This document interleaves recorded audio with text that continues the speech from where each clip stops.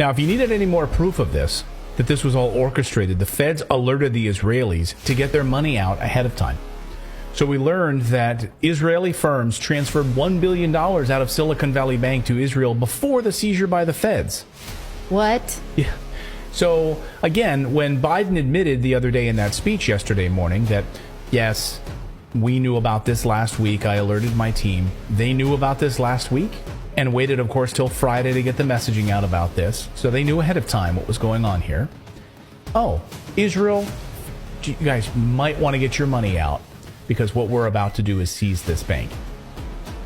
Nice of them to tell the rest of us. Isn't it amazing? Like, it's unbelievable. Just wait. Don't worry about it. So here's the other part of this big bad news, which is say goodbye to your local banks. So I think that this is all lockdown 2.0 happening here. Because if you think about what happened during lockdowns, right? The lockdowns were a consolidation of power. The Walmarts, the Amazons, sure, the Target, all of those big corporations were deemed essential and made off fine.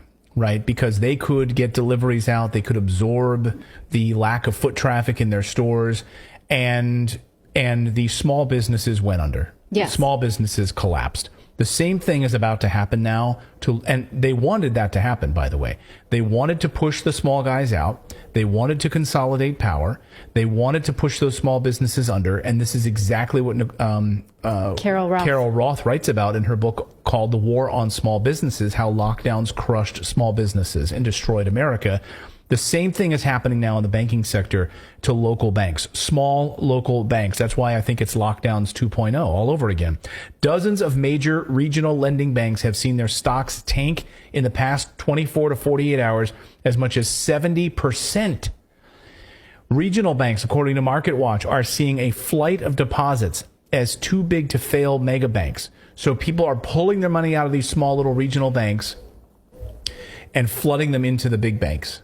Also, it's like the big banks all had foreknowledge of this, but the little banks are never notified. Because, like, I don't know if you guys have talked about it or if it was in the newsletter, but Silicon Valley Bank CEO Greg Becker sold $3.6 million of his stock under trading plan less than 2 weeks before they disclosed the extensive losses that led to the failure.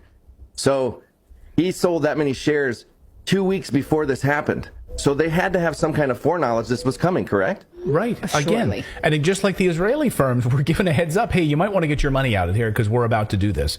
What about the little guy? Can we get a heads up from the federal government on this stuff?